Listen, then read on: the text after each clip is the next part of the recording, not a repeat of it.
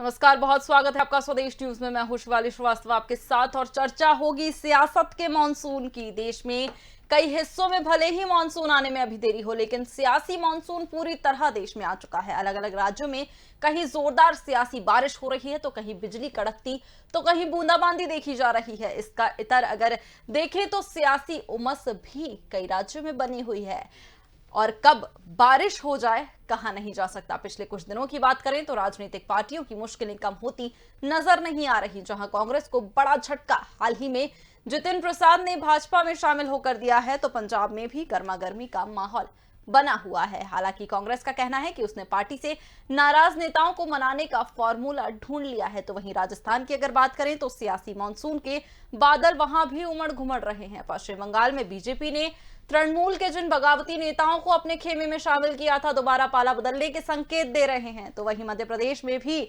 उमस और बादल देखे जा रहे हैं, जहां सिंधिया उपचुनाव में हारे और अपने समर्थकों और नेताओं को निगम मंडल में एडजस्ट कराना चाहते हैं। तो ऐसे में जहां मानसून आ रहा है, वहीं सियासी मानसून भी जमकर पार्टियों को भिगो रहा है। देखने वाली बात यही होगी कि किस तरह ये पार्टियां इस बारिश में भीगती हैं और क्या कुछ असर इस मॉनसून का पड़ता है इन पार्टियों पर। आपको बता दें कि जिस तरह से बगावत और पलायन जारी है कांग्रेस में, मुश्किलें बढ़ सकती हैं कांग्रेस की विधानसभा चुनाव के लिए अगर 2022 की बात करें, क्योंकि उत्तर प्रदेश में 30 सालों से कांग्रेस नहीं है। वहीं अगर बात करें पश्चिम बंगाल की, तो लगातार पश्चिम बंगाल में भी देखा जा रहा है कि बीजेपी ने जिन नेताओं को शामिल किया था, अब वो वापस टीएमसी में जाना चाहते हैं। ये संकेत लगातार दिए जा रहे हैं पश्चिम बंगाल में भी। वहीं राजस्थान में भी सियासी घमासान थमने का नाम नहीं ले रहा है। हमारे साथ कई सवाल ऐसे में खड़े होते हैं। इन सभी सवालों के जवाब लेंगे। सबसे पहले आपसे उनका परिचय। फरीद खान वरिष्ठ टीएमसी नेता हमारे साथ मौजूद हैं। मथुरा दत्त जोशी कांग्रेस नेता हैं। सुरेश बहादुर सिंह वरिष्ठ पत्रकार हमारे साथ मौजूद हैं। वहीं नरेंद्र शिवाजी पटेल बीजेपी नेता हमारे साथ मौजूद हैं। बहुत बहुत धन्यवाद आप सभी का स्वदेश न्यूज में। मथुरा दत्त जी, सबसे पहले आप ही से सदमा लगा है जिस तरह से जितिन प्रसाद बीजेपी में शामिल हुए हैं उसका? देखिए, इसमें कोई सदमा लगने की बात नहीं है, ना खुशी मनाने की बात है। तो राजनीति में चलता रहता है, कोई इधर आता है कोई उधर जाता है। ये तो अवसरवादी लोग हैं और ये कभी कहीं जाएंगे कभी कहीं जाएंगे। राजनीतिक फायदा जहाँ होगा वहाँ जाएंगे। लेकिन मथुरा दत्त जी, मतलब समझ में आ रहा है इस तरह से बीजेपी में आने का? कैसे बेड़ा पार होगा उत्तर प्रदेश की अगर बात करें तो कांग्रेस का? देखिए, कांग्रेस उत्तर प्रदेश की जो स्थिति कांग्रेस की है वो आप देख रहे हैं कई वर्षों से बहुत अच्छी नहीं है। बहुत प्रयास करने के बाद भी नहीं हुआ है, क्योंकि कभी धर्म के नाम पर, कभी जाति के नाम पर, कभी संप्रदाय के नाम पर वहाँ पर चुनाव लड़ा जा रहा है। तो लोग उसमें सफल हो रहे हैं अब लोग, लेकिन धीरे धीरे ये सब खत्म होगा। निश्चित रूप से कांग्रेस में नया नेतृत्व उभर कर आएगा, नए लोग आएंगे, नए कार्यकर्ता आएंगे। निश्चित रूप से कांग्रेस पार्टी उत्तर प्रदेश में सिर्फ मजबूती की स्थिति में आएगी और किसी के जाने और न जाने से बहुत बड़ा फर्क नहीं पड़ता है। जतिन भाई की आस्था कांग्रेस में नहीं रही, वो चले गए दूसरी पार्टी में, ठीक है, उनका अपना व्यक्तिगत मामला हो सकता है, क्योंकि कांग्रेस की बदौलत उनको राजनीतिक विरासत मिली, जमीन मिली, सब कुछ मिला। उसके बाद भी अगर कोई व्यक्ति जा रहा है तो उसमें बहुत कुछ नहीं कहा जा सकता है। ठीक है, जाने वाले को किसने रोका? वो जो जाना चाहेगा उसको रोक पाना कठिन होगा। वो तो पहले ही चले गए थे। जिस तरह की बातें 2 साल पहले भी उठी थी कि बीजेपी में जा रहे हैं, तो चले गए, कोई बात नहीं। उनको मुबारक हो गई भारतीय जनता पार्टी। कांग्रेस का कार्यकर्ता फिर मेहनत करेगा, नए सिरे से उभरेगा, नई ताकत से, नई शक्ति से अपने आप को मजबूत करेगा। ठीक है, एक ओपनिंग कमेंट में सबसे ले लेती हूँ सारे मेहमानों से, उसके बाद हम चर्चा की फिर शुरुआत करेंगे। फरीद जी, पश्चिम बंगाल में जो टीएमसी के नेता भारतीय जनता पार्टी में शामिल हुए थे, फिर से जता रहे हैं उम्मीद, मतलब फिर से उनकी इच्छा है अब टीएमसी में आने की। क्या कुछ कहना है इस बारे में आपका? जी, हमारे यहाँ से इलेक्शन से पहले बहुत से नेता को संवाद दिखाए गए थे, बहुत से नेताओं को पैसे देके रिझाया गया था, बहुत से नेताओं को किसी को उप मुख्यमंत्री बनाएंगे, किसी को मंत्री बनाएंगे, सब दिखा कर रिझा के बुलाया गया था। बहुत से लोग तो राजनीति में होते ही हैं इस तरह के, वो लोग हमेशा सत्ता के साथ रहते हैं। जिस तरह से बीजेपी को भी सत्ता की ही सिर्फ भूख है, तो कुछ लोग इस तरह के लोग भी उनमें शामिल हो गए, और आज जब वहां पर वो सरकार में नहीं आए तो बहुत से लोग, बल्कि मैं तो कहूंगा उनके आधे एमएलए हमारे यहाँ पर दस्तक दे के रखे हुए हैं कि हमें बुला लो, हमें बुला लो, लेकिन हमारी पार्टी ने अभी तक ऐसा कोई सिद्धांत नहीं लिया है। हालांकि उनके हजारों वर्कर हमारे पास आ गए हैं, क्योंकि हम समझते हैं वर्करों से ही नेता तैयार होते हैं। बहुत से वर्कर और जिन्होंने आग्रह किया है, जिन्होंने माफी मांगी कि हमसे भूल हो गई थी, हमें किसी तरह से बहला के फुसला के कभी डरा के हमको ले जाया गया था, तो वो सारे के सारे लोग वापस आ गए हैं। बहुत से लोग वापस आने का काम कर रहे हैं। बाकी आगे हमारी नेत्री जो सिद्धांत लेंगी उस पर हम लोग अमल करेंगे। ठीक है नरेंद्र जी, किस तरह से देख रहे हैं आप जितिन प्रसाद का भारतीय जनता पार्टी में आना, क्या फायदा होगा पार्टी को? देखिए, अभी मथुरा प्रसाद जी बड़े अच्छे शब्दों में उनकी जो हताशा है उसको छुपाने का काम कर रहे थे। वो यदि जितिन प्रसाद जी जैसे कि जो पीढ़ियों से कांग्रेस के साथ रहे, आज यदि वे कांग्रेस के साथ ना रहने का निर्णय करते हैं, ये कांग्रेस के लिए आत्ममंथन का समय है। लेकिन आत्ममंथन करने की बजाय कांग्रेस जिस तरह की कमेंट कर रही है, उनके ट्विटर हैंडल से कमेंट किया जा रहा है कि कूड़े को हमने कूड़ेदान में डाल दिया, तो कांग्रेस पार्टी अपने आप में प्रश्न चिन्ह लगा रही है। क्या कांग्रेस में कूड़ा भरा हुआ है? जो पीढ़ियों से कांग्रेस के साथ थे वो कूड़ा है क्या? ये कांग्रेस को विचार करना चाहिए। जहाँ तक भारतीय जनता पार्टी का विषय है, भारतीय जनता पार्टी निश्चित रूप से तो दूसरे राजनीतिक दलों में भी अच्छे लोग काम कर रहे हैं, जिन्हें हमारे साथ आते हैं उनका स्वागत है। निश्चित रूप से जितिन प्रसाद जी का स्वागत है। पहले भी पूर्व में जो कांग्रेस के वरिष्ठ नेता हमारे साथ आए, उनका हमने स्वागत किया और बराबर से उनको काम करने का मौका दिया। अभी फरीद खान जी कह रहे थे कि हमारे जो एमएलए हैं वो टीएमसी की दस्तक दे रहे हैं, तो मैं उनसे बड़ी विनम्रता पूर्वक कहना चाहूंगा, एक नाम गिना था, एक भी नाम ऐसा नहीं है जो भारतीय जनता पार्टी के विधायक दल को छोड़कर टीएमसी की तरफ जा रहा हो। और उन्होंने कहा कि कुछ हमारे पास कार्यकर्ता आ गए जो कह रहे हैं भूल हो गई। भाई लोकतंत्र में कोई भूल नहीं होती। आप जिस तरह से दमन कर रहे हैं, जिस तरह से अत्याचार कर रहे हैं बंगाल के अंदर, जिस तरह से चुनाव के तत्काल बाद वहां पर हमारे कार्यकर्ताओं के ऊपर जो आपने अत्याचार शुरू किया, जिसको पूरा देश देख रहा है, हमारे वहां पर 35 से अधिक कार्यकर्ताओं की हत्या इन लोगों ने कर दी है। इस तरह का जघन्य अपराध कर करके हमारे कार्यकर्ताओं को डराने धमकाने का जो काम कर रहा है, और वो ये ज्यादा दिन तक नहीं चलने वाला। राजनीति में हिंसा का स्थान नहीं है, और यदि आप चुनाव जीत गए तो नम्रता से उसके निभाएंगे तो आगे आपको मौका मिलेगा, अन्यथा टीएमसी के लिए भी आने वाली परिस्थितियां बहुत कठिन होने वाली है। ठीक है सुरेश जी, किस तरह से देखा जाए, जिस तरह से कल जितिन प्रसाद जी ज्वाइन की हैं भारतीय जनता पार्टी की, अगर हम बात करें तो उन्होंने दामन थाम लिया है, ब्राह्मणों की नाराजगी दूर होगी अब? क्योंकि लगातार कहा जा रहा था कि ब्राह्मण तबका जो है भारतीय जनता पार्टी से नाराज चल रहा है उत्तर प्रदेश में। ये बात तो सच है कि ब्राह्मण समुदाय जो है भारतीय जनता पार्टी की सरकार से नाराज चल रहा था। कारण कुछ भी रहा हो, कहीं न कहीं किसी रूप में ब्राह्मण की मतलब जो इनकाउंटर्स हुए, हत्याएं हुई या कहीं हमले हुए, जिनमें काफी हत्याएं ब्राह्मणों की हुई थी, तो ब्राह्मणों में असंतोष था और असंतोष है भी, और वो असंतोष कई बार सरकार के खिलाफ जाहिर कर चुके हैं। तो सरकार को ये था, सरकार की पहले से मंशा थी कि कहीं न कहीं से ब्राह्मण समुदाय को पार्टी की तरफ जोड़ा जाए। ठीक उसी तहत उसी क्रम में, हालांकि जितिन प्रसाद का भारतीय जनता पार्टी में जाना लगभग 1 साल पहले तय हो गया था, लेकिन कांग्रेस आला कमान ने उनको कुछ जिम्मेदारी दे करके उनको रोक लिया था।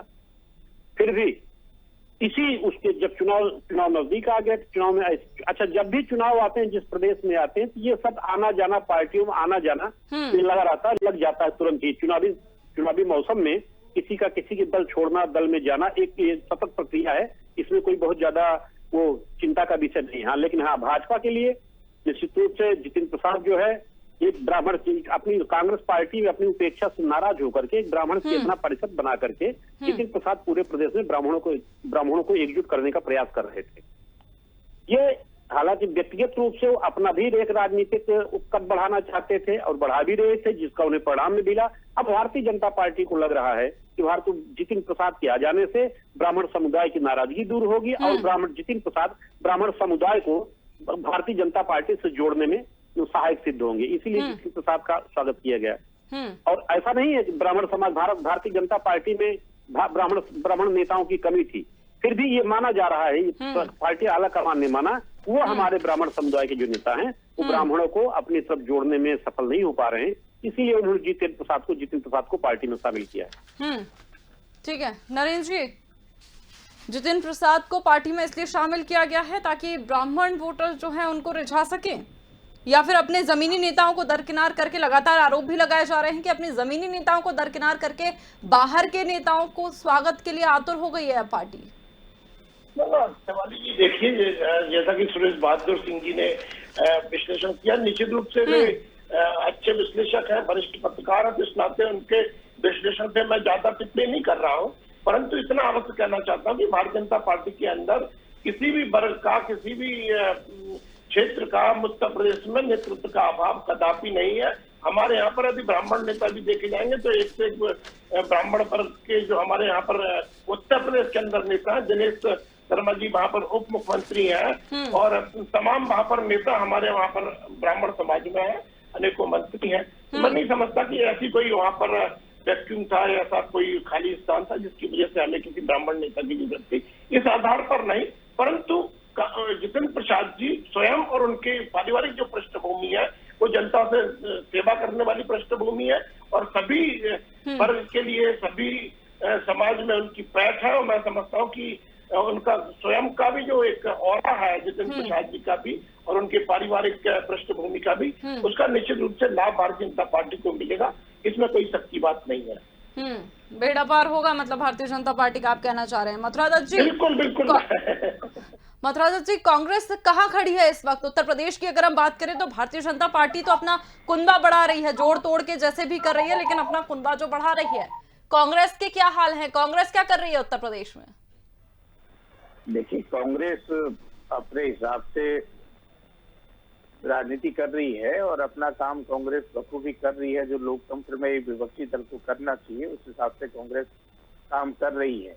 मैं एक बात यहाँ पर कहना चाहूंगा कि भारतीय जनता पार्टी कितने ही लोगों को ज्वाइन करा ले, कैसे ही बड़े चेहरों को ज्वाइन करा ले, चाहे वो ब्राह्मण चेहरे के नाम पर करे, चाहे वो पिछड़े वर्ग के नाम पर करे, चाहे वो अल्पसंख्यक के नाम पर करे, किसी के नाम पर भी वो ज्वाइन कराए, लेकिन उसकी हालत भी बंगाल से ज्यादा खराब होगी उत्तर प्रदेश में। देखेगा जिस तरीके से अभी सुरेश बहादुर जी ने जिस तरीके से बात कही है कि ब्राह्मण वर्ग के लोगों को चुन चुन के इस 4 साल में मरवाया गया है, गोली मारी, चाहे उनको चाहे बहुत बड़ा गैंगस्टर बता के मारा गया, तो उसकी भरपाई ये करने की बात अभी सुरेश भाई ने भी कही।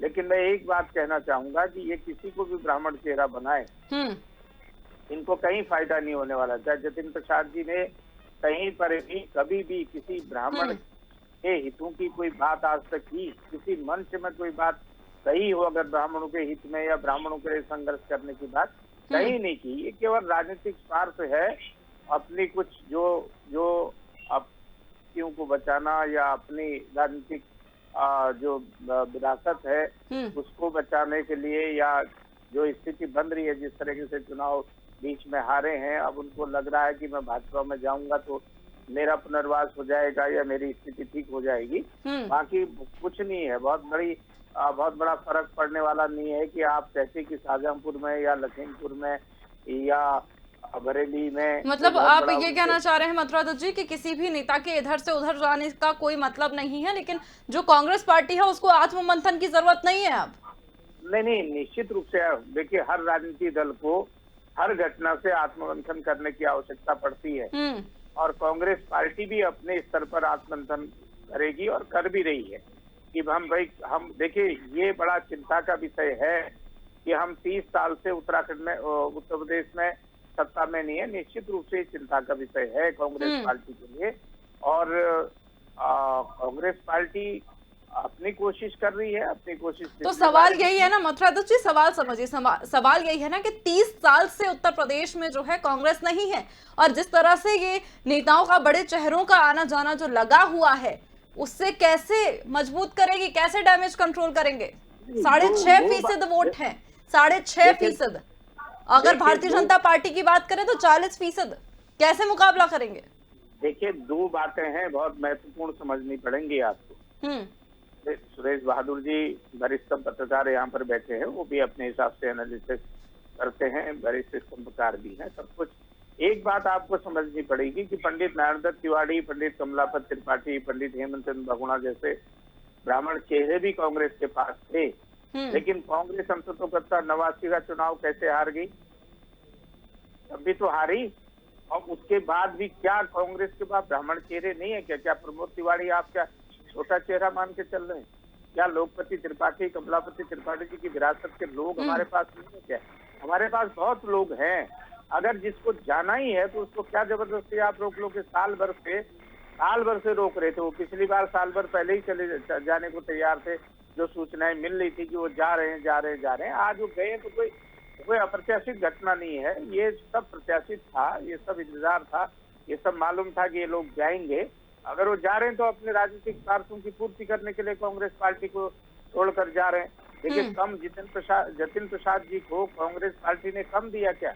उनके पिताजी की डेथ के बाद उनको यूथ कांग्रेस में काम करने का मौका दिया, उसके बाद उनको सांसद बनाया, सांसद बनते ही पहली बार में केंद्र में। ठीक है मथुरा दत्त जी, मेरे एक सवाल का जवाब दीजिए। ठीक है, जिस तरह से आप कह रहे हैं कि उन्हें पार्टी ने बनाया है, राहुल गांधी को किसने बनाया? राहुल गांधी ने कांग्रेस को बनाया, कांग्रेस ने राहुल गांधी को बना दिया? नहीं, देखिए आप ये बात नहीं कर सकते। गांधी परिवार का बहुत बड़ा योगदान है कांग्रेस को मजबूत करने के लिए। इसमें आप हम इस बात में डिस्कशन नहीं कर सकते ना, इस बात में मैं कोई टिप्पणी कर सकता। लेकिन उसी गांधी परिवार का ही तो आप बहाना देकर लोग बाहर जा रहे हैं ना मथुरा दत्त जी, डिस्कशन करना पड़ेगा। उसी गांधी परिवार का बहाना देकर ही तो अब बाहर जा रहे हैं जो नेता है वो। मैंने एक बात जो आपसे कही है, मैं अपनी बात को फिर दोहरा रहा हूँ, जिसको जाना वो जाए। और जो लोग लोकतंत्र में विश्वास करते हैं, जो लोग धर्म निरपेक्षता में विश्वास करेंगे, इस देश के समाजवादी लोकतांत्रिक समाजवादी ढांचे में विश्वास करते हैं, जो लोग यहाँ के संविधान में विश्वास करते हैं, वो निश्चित रूप से कांग्रेस में रहेंगे, कांग्रेस पार्टी को मजबूत करेंगे। और 2024 में देखिएगा कांग्रेस पार्टी उभर कर आएगी और निश्चित रूप से सत्ता में आएगी और इस देश को नेतृत्व देगी। ठीक है, जान लेते हैं इसको सुरेश जी से। सुरेश जी, जिस तरह से देखा जा रहा है कांग्रेस के हालात जो हमें दिख रहे हैं, अगर हम पंजाब की बात कर लें, राजस्थान की बात कर लें, अंतरकलह जो है साफ साफ नजर आ रही है। कल की अगर जतिन प्रसाद के बयान हम उठा के देखें तो साफ तौर पर कहा है उन्होंने कि व्यक्ति विशेष की पार्टी बन गई है कांग्रेस। तो ऐसे में क्या लगता है कि कांग्रेस पार्टी को आत्ममंथन की, जिस तरह से लगातार कहा जा रहा है, G23 ग्रुप की हम बात करते हैं, लगातार पार्टी के ही नेता हैं जो लगातार नेतृत्व पर सवाल खड़े कर रहे हैं, आत्ममंथन की जरूरत है, आईना दिखा रहे हैं।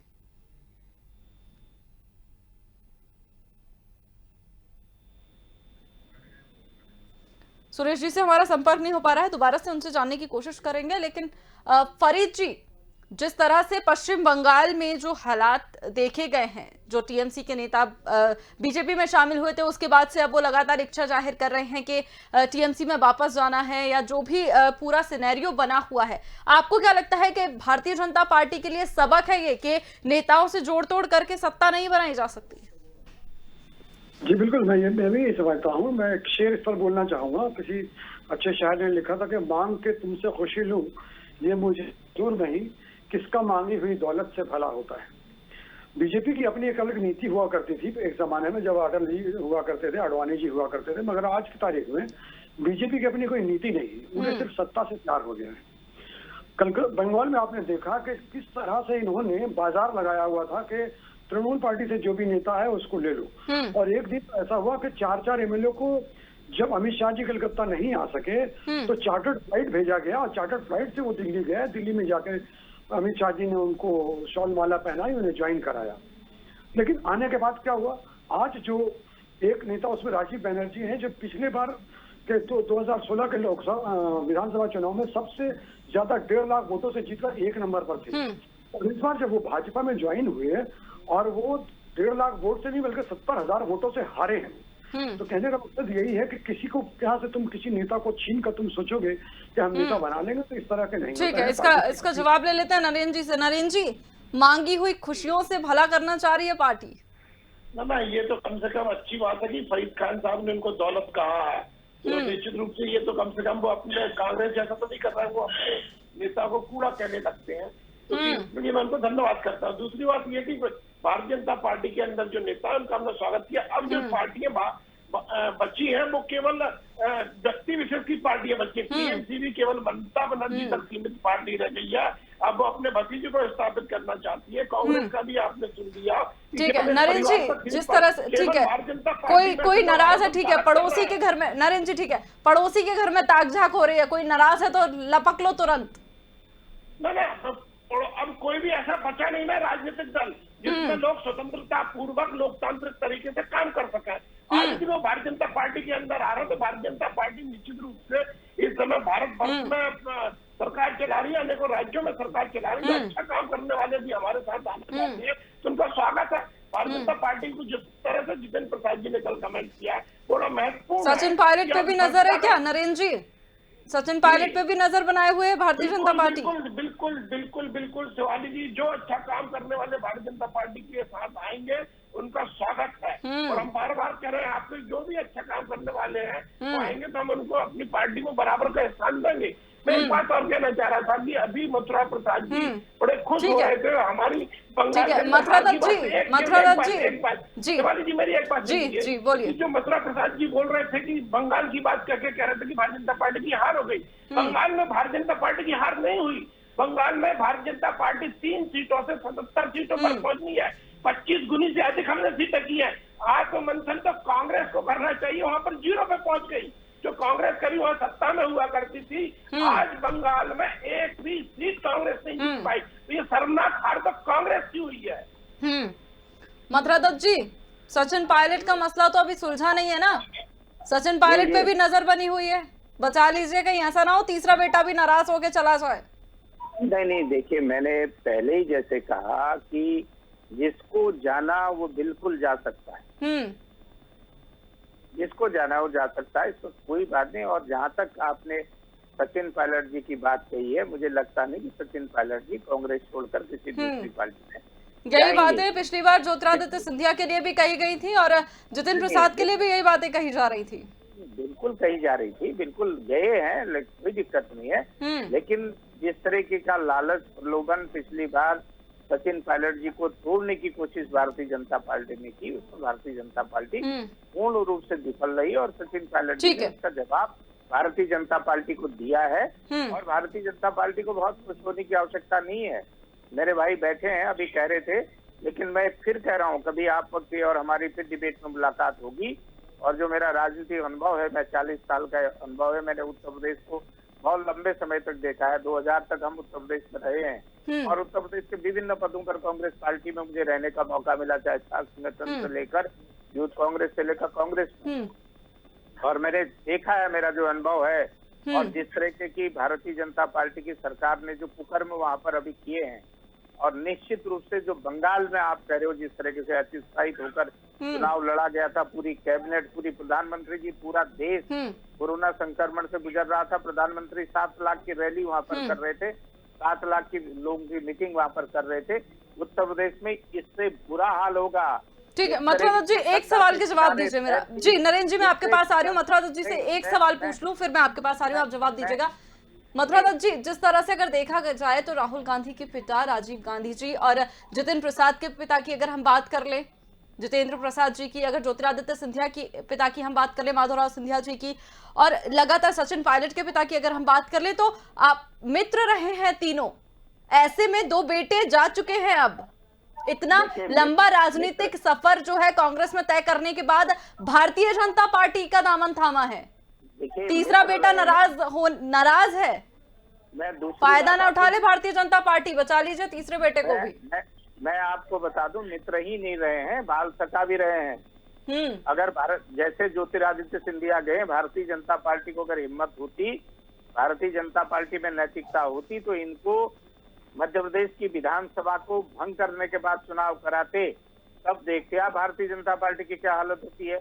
आज जरा विधानसभा भंग करके चुनाव करा ले, मैं चुनौती देके कहता हूँ। हमारे मित्र यहाँ पर बैठे हुए हैं, आप उत्तर प्रदेश के देख लीजिए, अगर आज चुनाव करा लें क्या स्थिति होगी। मैंने कहा जिस तरीके का कुशासन चल रहा है उत्तर प्रदेश में, आप छात्र परेशान, नौजवान परेशान, आप रोजगार की स्थिति देख लीजिए जरा, क्या स्थिति उत्तर प्रदेश की है और क्या स्थिति किसानों की वहां पर है। वो तो किसान बाहुल्य। ठीक है, लेकिन जिन सब मुद्दों की आप बात कर रहे हैं, ठीक है मथुरा दत्त जी, जिन सब मुद्दों की आप बात कर रहे हैं, आपकी पार्टी के नेता उसी पार्टी में जा रहे हैं। सवाल तो यही है ना कि जिन सब मुद्दों पर आप सरकार को घेरने की कोशिश कर रहे हैं, आपकी पार्टी के नेता उसी पार्टी का जो है वो दामन थाम रहे हैं। नरेंद्र जी, क्या कुछ कहना चाहेंगे आप? मैंने कहा ना, जो लोग जा रहे हैं उनको रोकने का कोई फायदा नहीं है। ठीक है, जो जा रहे हैं जाए। ठीक है, नरेंद्र जी से जवाब ले लेते हैं। नरेंद्र जी कुछ कहना चाह रहे हैं। नरेंद्र जी जल्दी से जवाब दीजिए, मुझे बाकी मेहमानों के पास भी जी, मथुरा प्रसाद जी बोल रहे थे कि मध्य प्रदेश में चुनाव करा लीजिए। मध्य प्रदेश में चुनाव हुए, 28 सीटों के चुनाव हुए थे, जिन 28 विधायकों ने इस्तीफे दिए थे।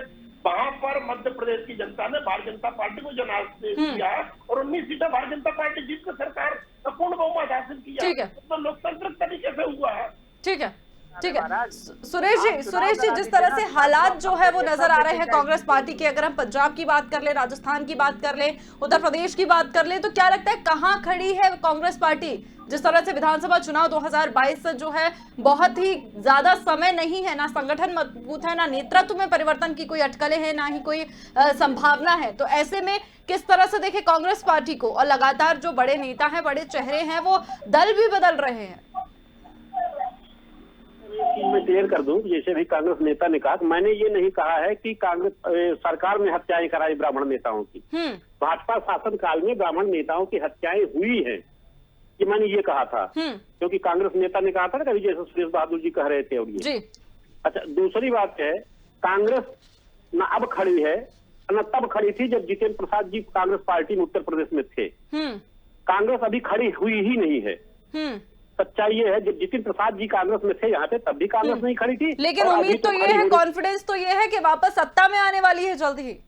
नहीं तो कांग्रेसी इसीलिए तो जाने जाते हैं, अपने विश्वास के लिए ही तो उनका जाना जाता है। देखिए मथुरा जी, जब बात कर रहे हैं तो लग नहीं रहा आपको कि किसी जितेंद्र प्रसाद के जाने से या ज्योतिरादित्य सिंधिया के जाने से या सचिन पायलट चाहते हो चले जाएं, जिस तरह कह रहे हैं, उनके विश्वास में कोई कमी आप देख रही हैं? अपने 40 साल का अनुभव है उनका राजनीति में, कांग्रेस की राजनीति में, तो ये विश्वास ही तो एक अर्जित किया है कांग्रेस पार्टी ने। और इसी विश्वास के बल पर तो जो है कांग्रेस जो है भाजपा को चुनौती देने की तैयारी में है।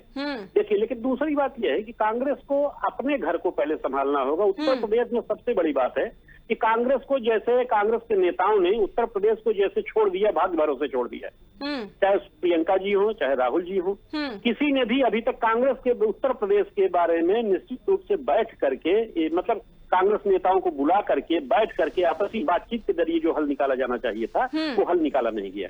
अभी कुछ दिन पहले आपने देखा होगा, कांग्रेस से 11 वरिष्ठ कांग्रेस नेता को कांग्रेस ने यहाँ से हटा दिया, निकाल दिया। जो बच्चे खुद के सीनियर नेता हैं, वो देखिए जितेंद्र प्रसाद जैसे जा रहे हैं। कुछ असंतुष्ट नेता हैं, निश्चित रूप से आप वो घर बैठ गए हैं, काम पे नहीं आ रहे हैं। पार्टी उनको अगर कुछ दे नहीं सकती है तो कम से कम पार्टी आला कमान फोन करके उनके हालचाल ले सकता, उनसे पूछ सकता, उनकी राय ले सकता है कांग्रेस। लेकिन ऐसा कुछ नहीं किया जा रहा है। पार्टी में कुछ जो नए नेताओं की एंट्री हो गई है, जिनका बैकग्राउंड जो है कहीं AISF का रहा है या कहीं दूसरे दलों का रहा है, जो कांग्रेस कल्चर से वाकिफ ही नहीं है, उनके हाथों में यहाँ बागडोर दे दी गई है। इसलिए कांग्रेस का ये परिणाम है।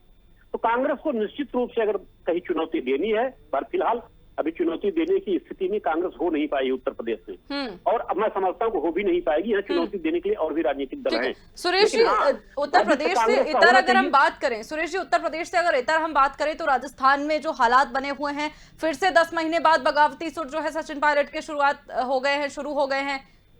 पंजाब की अगर हम बात करें तो पंजाब का जो कलह है वो दिल्ली पहुंच रही है लगातार। देखिए, जो राजनीतिक दल होते हैं, इतने बड़े राजनीतिक दल, उसमें बगावत या असंतोष होना कोई नई बात नहीं है। आप उत्तर प्रदेश की स्थिति देखिए, एकदम बहुमत प्राप्त है, तब भी हम, आप और मीडिया वाले लगे हैं योगी जी हटाए जा रहे हैं, योगी रखे जा रहे हैं, या इस तरह की अटकलें शुरू हो गई हैं। वही अटकलें राजस्थान में थी, लेकिन राजस्थान में एक अनुभव और युवा का जो कॉम्बिनेशन किया कांग्रेस ने, वो सफल रहा है। और कहीं न कहीं से अपना सचिन पायलट को रोकने में सफल हुई है। तो यही तकनीक और यही विचारधारा अगर सारे प्रदेशों में कांग्रेस पार्टी लगाए और अनुभव को युवा के साथ जोड़कर चले, तो निश्चित रूप से कांग्रेस कहीं न कहीं खड़ी होने की स्थिति हो जाएगी। अन्य प्रदेशों में तो वैसे भी चुनौती देने की स्थिति में आ ही गई है, लेकिन हाँ, उत्तर प्रदेश जब तक चुनौती देने की स्थिति नहीं होगा, तब तक कांग्रेस केंद्र में चुनौती देने की स्थिति में नहीं आ पाएगी। ठीक है, मथुरा दत्त जी, जिस तरह से सचिन पायलट को रोका गया है, फॉर्मूला जो अपनाया गया है, पंजाब में भी कहा जा रहा है कि भाई फॉर्मूला अपना लिया है लोगों को मनाने के लिए, रूठे नेताओं को, कब तक मनाकर होल्ड कर रख पाएंगे? क्या लगता है कि कुछ अब स्ट्रॉन्ग फॉर्मूला नहीं अपनाना पड़ेगा, अब दोबारा ये सब ना देखना पड़े इसके लिए? नहीं, देखिए सुरेश भाई ने बहुत अच्छी बात कही है। मैं उस बात पर नहीं कह रहा हूँ। मैं एक बात बहुत स्पष्ट सोचनी पड़ेगी कि कांग्रेस, इसमें कोई दो राय नहीं कि इस समय संक्रमण काल से गुजर रही है और कांग्रेस के इतिहास में जो स्थिति हो रही है ये निश्चित रूप से पहली बार हो रही है। 77 से 80 का दौर भी हमने देखा, लेकिन हम 80 में पुनः पूर्ण बहुमत की सरकार के साथ सत्ता में आए थे और सारे राज्यों में आए थे जहाँ जहाँ हमारी सरकार गई थी।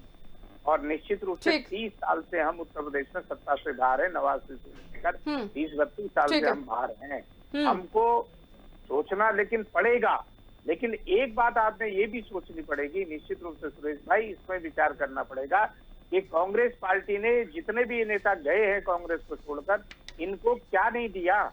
सवाल इस बात का है, अगर आपको हमने कुछ दिया है तो वो पार्टी भी आपसे कुछ लेना चाहेगी ना। आप क्या उस पार्टी को लात मार कर, या वो पार्टी आज संकट के दौर से गुजर रही है या कमजोर हो रही है, क्या उस पार्टी को मजबूत करने की? लेकिन यही तो कहा जा रहा है ना कि नेतृत्व तो बात नहीं सुन रहा है। लगातार नेतृत्व के परिवर्तन की जो मांग है, जो फुटबॉल है एआईसीसी की बात करें तो इधर से उधर घूम रही है बस। नहीं, ये बिल्कुल गलत बात है। जैसा आपने कहा, ये तो बाल सखा थे, चाहे ज्योतिरादित्य सिंधिया हो, चाहे आपके जतिन प्रसाद जी हो, ये तो क्लास के लोग भी हैं, साथ पड़े हुए हैं। कहाँ इनके लिए क्या कमी थी? इनके यहाँ तो राहुल गांधी जी के दरवाजे कभी बंद ही नहीं होते हैं।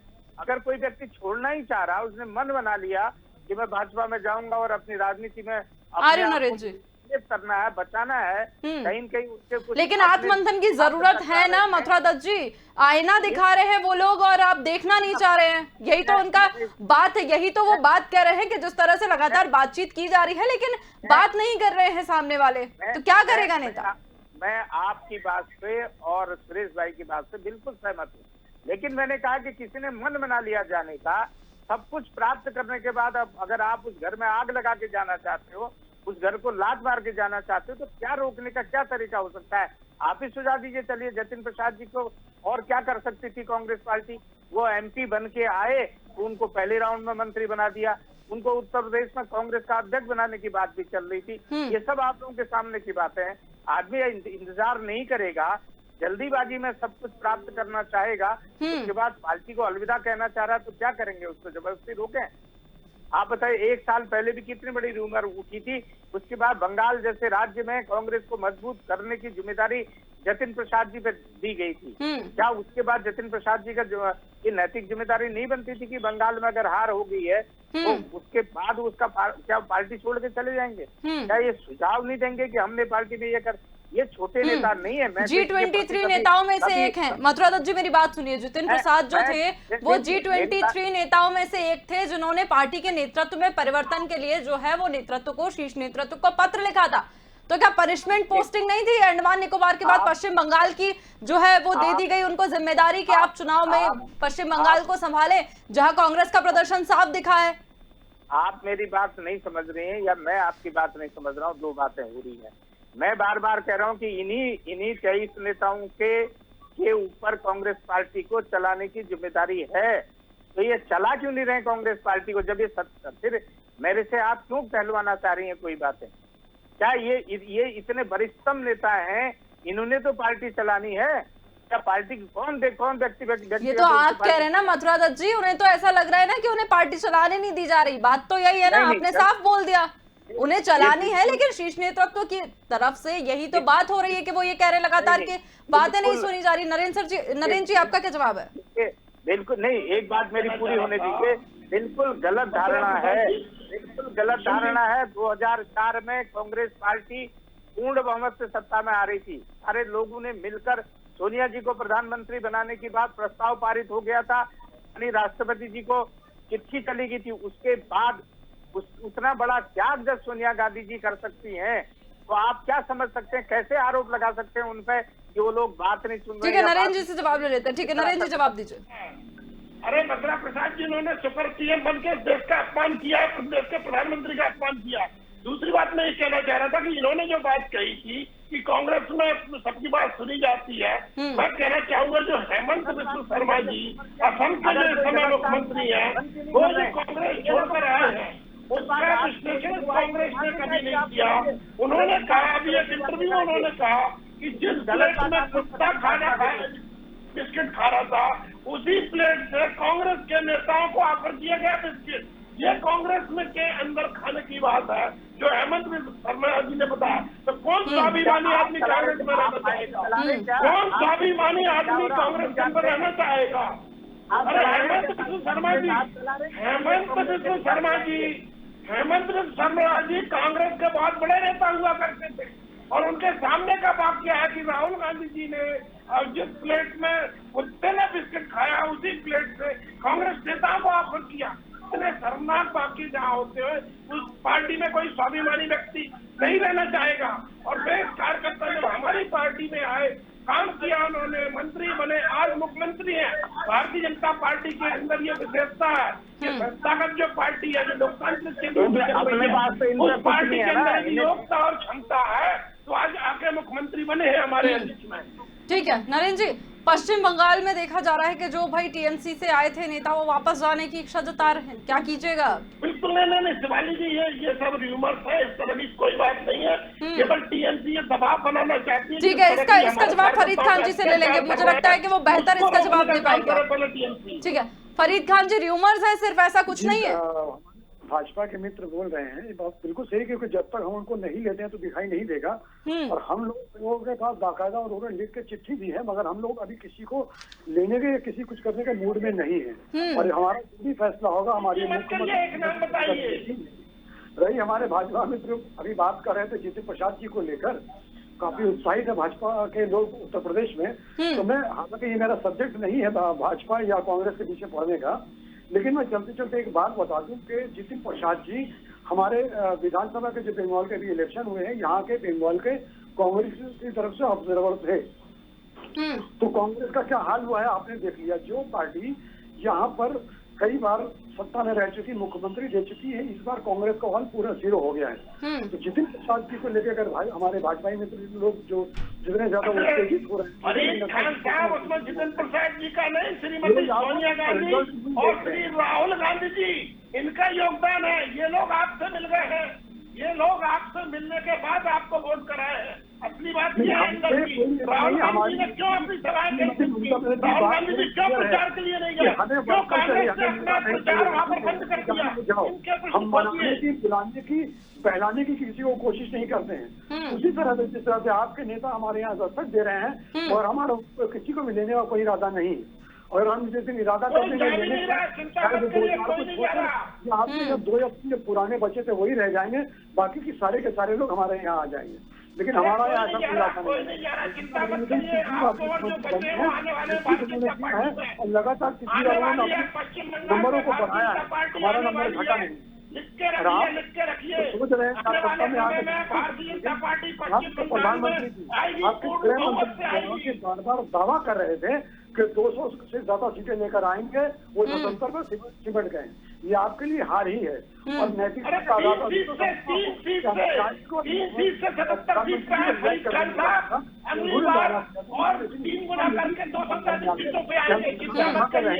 वो सरकार नहीं बना पाई। भारतीय जनता पार्टी सेंटर में 2 सीटों से आज 303 सीट पर पहुंच गई है। भारत सरकार चला रही है। पश्चिम बंगाल के अंदर अभी हम 3 सीटों से 77 पर आए हैं। अगले चुनाव में 200 से अधिक जीत के बताएंगे और एक खून के एक कचरे का हिसाब करेंगे। आप लिख लीजिए, टीएमसी के वहाँ पर लिख के रख ले, कार्यकर्ता के खून के एक कचरे का हिसाब करेंगे। सिमट जाते हैं, ये आपके लिए हार ही है, ये आपके लिए हार है। श्रीमान जी 3 सीट से 77 सीटें, 25 गुनी 2500%। किसी भी पार्टी के लिए 25% हासिल करना कितना बड़ा अचीवमेंट है। और आप लोगों को हरा के यहाँ से वापस ले जाए। फरीद जी, बंगाल हिंसा की जो लगातार बातें कही जा रही है, हिंसा लगातार देखी गई है। चुनाव की अगर बात कर ले, चुनाव के बाद कितने ही कार्यालय जो है भारतीय जनता पार्टी के जला दिए गए हैं, कितने ही लोगों की हत्याएं भी हुई हैं, क्या कहिएगा उस पर? देखिए, ये सिर्फ एक पॉलिटिकल बातें हैं, पॉलिटिकल बातें करने की हैं। ये बीजेपी वाले लोग किसी ना किसी बहाने न्यूज में बने रहना चाहते हैं। बंगाल एक बहुत शांति प्रिय प्रदेश है, यहाँ पर पूरी शांति है। देखिए 2-4 छिटपुट घटनाएं तो होती रहती हैं, और जो घटनाएं होती है ये लोग जाके वोट लगाते थे, ये हमारे कर्मी थे और कुछ नहीं है। बंगाल बहुत शांति प्रिय प्रदेश है और आप निश्चिंत रहिए। और आप अगर हम झूठ बोल रहे हैं या कुछ, आप SCRB के ब्यूरो से देख लीजिए, बंगाल में जो भी घटनाएं घटती हैं पूरे देश में सबसे लोएस्ट क्राइम अगर किसी भी चीज का है तो बंगाल में। कुछ दिन पहले, कुछ दिन 2-3 दिन पहले एक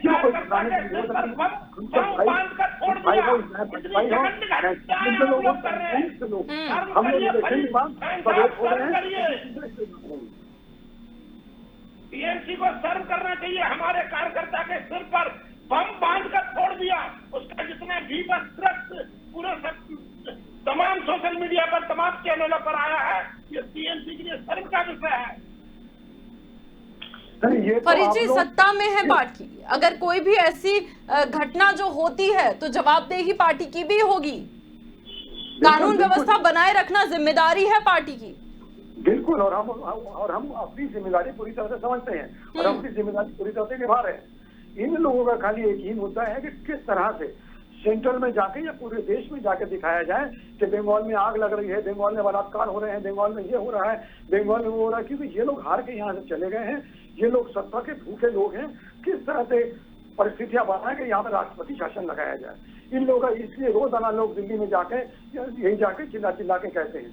लेकिन बंगाल पूरा शांति से चल रहा है और बंगाल में यहाँ राष्ट्रपति शासन लगाने की कोई गुंजाइश भी नहीं है। और अगर इन्होंने ऐसा सोचा भी तो इसका परिणाम बहुत बुरा होगा। ठीक है, नरेंद्र जी जवाब दीजिए। देखिए, भारतीय जनता पार्टी इसमें विश्वास करती है राष्ट्रपति शासन लगाने में, तो उसको पहले भी किसी ने नहीं रोक लिया था। इनकी सरकार पहले भी 5 साल पूरी चलने दी गई और इन्हीं के शासन रहते हुए वहां पर चुनाव कराया गया। भारतीय जनता पार्टी की अहमियत कदापि नहीं है कि राष्ट्रपति शासन लगाया जाए, लेकिन भारतीय जनता पार्टी की ये नीति साफ और स्पष्ट है कि देश में लोकतांत्रिक तरीके से सरकार चलना चाहिए। लोकतंत्र के में हिंसा का कहीं स्थान नहीं है, और यदि टीएमसी हिंसा को नहीं रोकेगी तो इसके दुष्परिणाम पश्चिम बंगाल की जो जनता भोग रही है वो आने वाले समय में केवल और केवल टीएमसी के नेताओं को भोगने पड़ेंगे। तो आपने पुराने कर्मियों को भूलकर बाहर से नए नए नेताओं को क्यों बुला के उनको इलेक्शन लड़ाते हैं? आज आप आपके अपने घर में लड़ाई हो रही है। ठीक है नरेंद्र जी, जिस तरह से आरोप लगाया है फरीद जी ने, ठीक है, जिस तरह से आरोप लगाया फरीद जी ने कि बाहर के नेताओं को आप बुला रहे हैं, अपनी पार्टी के नेताओं पर ध्यान नहीं है, लेकिन बाहर से जो नेता आ रहे हैं उनके स्वागत कर रहे हैं। हाँ, उनको इन्होंने टिकट दिया, उनको इन्होंने लगाया, इसलिए इनके पुराने कर्मी लोग चुपचाप बैठ गए और ये हार गए। स्वागत है, हमारी पार्टी का जो कैडर खड़ा हो रहा है उनका भी स्वागत है।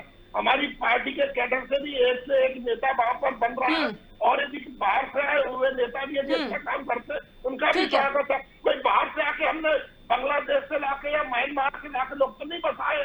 इन लोगों ने जिस तरह से बांग्लादेश के लोगों को वहां पर बसा दिया है, म्यांमार के रोहिंग्या को वहां पर बसा दिया और उनको वोटर वहां पर बना दिया है, ये सन की बात तो टीएमसी के लिए। ठीक है नरेंद्र जी, उत्तर प्रदेश में योगी के चेहरे पे चुनाव लड़िएगा ना? 5 सालों के कार्यकाल का मुद्दा होगा चुनाव के लिए, तो विधानसभा चुनाव की 2022 की अगर बात करें तो जी शिवाली जी, निश्चित रूप से कैसे वोट मांगने जाएंगे, क्या मुद्दे रखेंगे? बिल्कुल निश्चित रूप से जिस तरह का काम हमारे वहाँ पर माननीय योगी आदित्यनाथ जी ने किया है, पूरे उत्तर प्रदेश की जनता उनके लिए सराह रही है, तो निश्चित रूप से माननीय योगी जी ने चाहे विकास के काम हो, चाहे वहाँ पर शांति स्थापना करना हो, चाहे वहाँ पर माफिया का सत्यानाश करना हो, ये हमारे माननीय योगी आदित्यनाथ जी ने किया है। और वहाँ पर जिस तरह से शांति स्थापित की गई है, जिस तरह से वहाँ पर माफिया का नष्ट कर दिया गया है, पूरे उत्तर प्रदेश की जनता माननीय नरेंद्र मोदी जी के नेतृत्व में केंद्र की सरकार को और उत्तर प्रदेश में माननीय योगी आदित्यनाथ जी की सरकार को सराह रहे हैं। तो निश्चित रूप से जिस तरह के पिछले चुनाव में 2017 के चुनाव में उत्तर प्रदेश की जनता ने bumper vote Bharatiya Janata party को दिया था, उससे भी अधिक अब 2022 में भारतीय जनता पार्टी को निश्चित रूप से वहां पर समर्थन प्राप्त होगा। ठीक है मथुरा दत्त जी, जिस तरह से आप कह रहे हैं कि किसी के जाने से पार्टी का कोई प्रभाव नहीं पड़ता, पार्टी में कोई लेना देना नहीं है, कोई आए कोई जाए बात अलग है, लेकिन कौन होगा अगर सीएम के चेहरे की अगर बात करें तो योगी आदित्यनाथ के इतर किसको उतारेंगे? कांग्रेस पार्टी में बहुत नेता हैं जिनका बहुत बड़ा लंबा संघर्ष है जैसे कि उत्तर प्रदेश की राजनीति कर रहे हैं। और जब समय आएगा तो कांग्रेस का कौन उम्मीदवार होगा, मुख्यमंत्री कौन होगा, ये भी आपके सामने आ जाएगा। किसको चाहते हैं? क्या सीएम का चेहरा जो है भाई, भारतीय जनता पार्टी ने तो साफ कर दिया कि योगी के चेहरे पे ही चुनाव लड़ा जाएगा।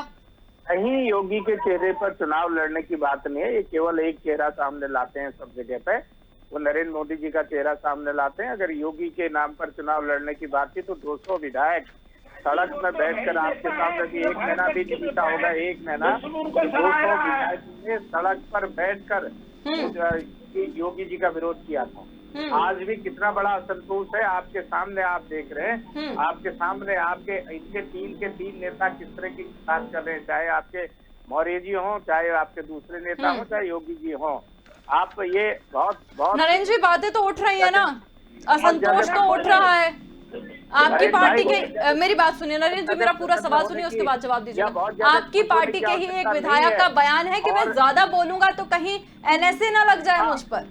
कई विधायक हैं, कई विधायक तो जिस तरीके से योगी जी ने जो हिटलरशाही चला रखी है उसके डर से कुछ लोग नहीं बोल रहे हैं, लेकिन फिर भी 200 विधायकों का विरोध कोई कम विरोध नहीं होता है। एक बात, दूसरी बात यह है कि जिस तरह की हत्याएं हुई हैं और जिस तरह के बलात्कार की घटनाएं बढ़ी है, डकैती बढ़ी है आपके प्रदेश में। ठीक है मथुरा दत्त जी, इसका जवाब ले लेते हैं नरेंद्र जी से। नरेंद्र जी काफी मुस्कुराते हुए जवाब दे रहे हैं, मुस्कुरा रहे हैं काफी, तो जाहिर सी बात है कि इनके पास कोई अच्छा सॉलिड जवाब इस बात का होगा। नरेंद्र जी जवाब दीजिए। जी बिल्कुल, देखिए शिवाली जी, मैं तो केवल ये विनम्रता पूर्वक कहना चाहता हूँ कि उत्तर प्रदेश के अंदर जिस तरह का काम हुआ है, हमारे मथुरा प्रसाद जी भी स्वीकार कर रहे हैं कि एक चेहरा हमारे पास ऐसा है जिसका मुकाबला किसी भी पार्टी में है नहीं। नरेंद्र मोदी जी निश्चित रूप से भारत वर्ष के सर्वमान्य नेता है और विश्व भी उनको सराहता है।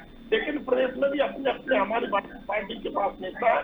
उत्तर प्रदेश में माननीय योगी आदित्यनाथ जी ने जो काम करके दिखलाया तो उत्तर प्रदेश की जनता उनसे संतुष्ट है। ये बार बार कह रहे हैं एक में तो प्रमाण बता दें कि वहाँ पर कोई ऐसी हत्या का एक प्रमाण बता दें कि हत्या वहाँ पर हुई है, जिसमें कि भारतीय जनता पार्टी का कोई काम है या किसी स्टेट का कोई काम है। हाँ, कुछ लोग मारे गए हैं, पकड़ कर लोग मारे गए हैं।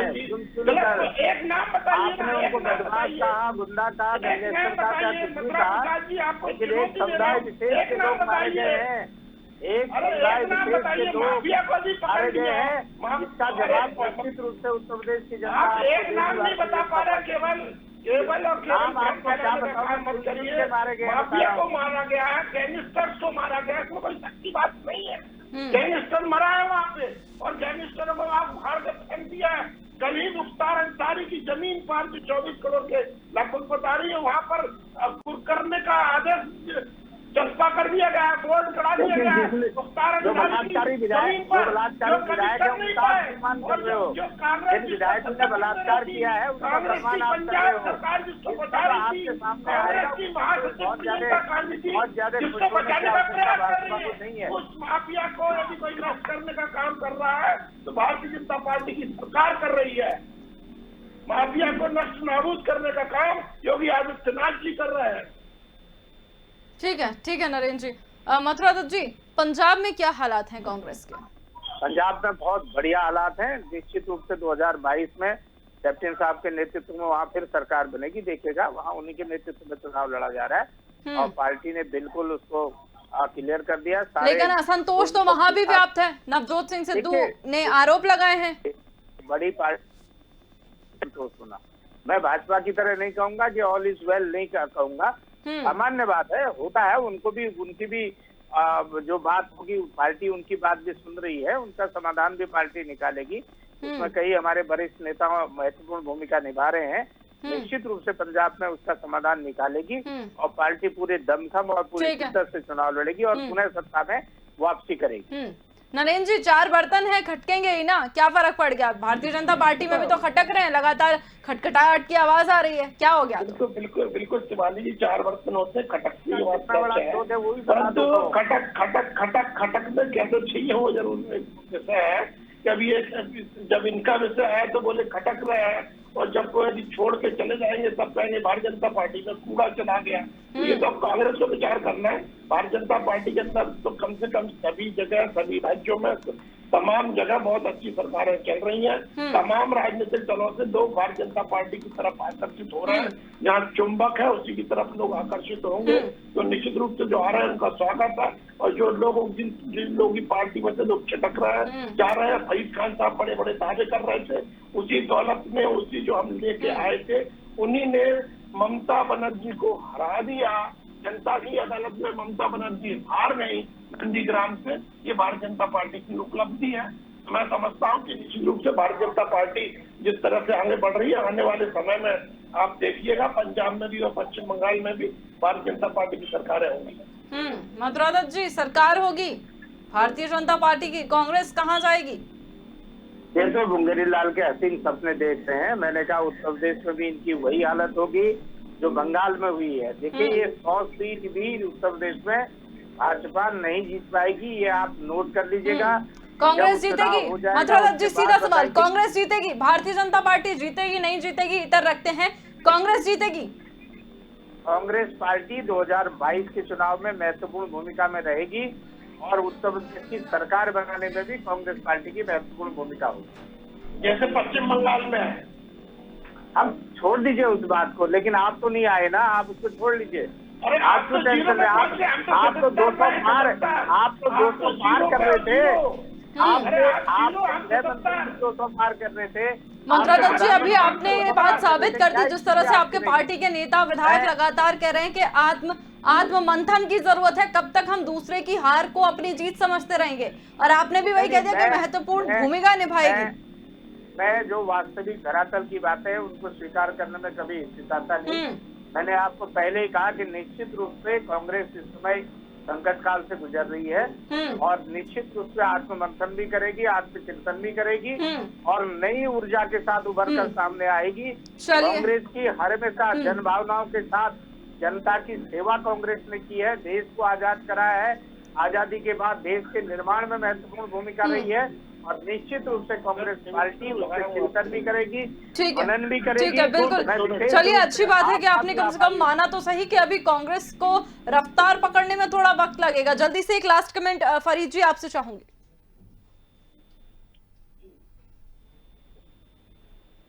सवाल फिर से कीजिएगा जी।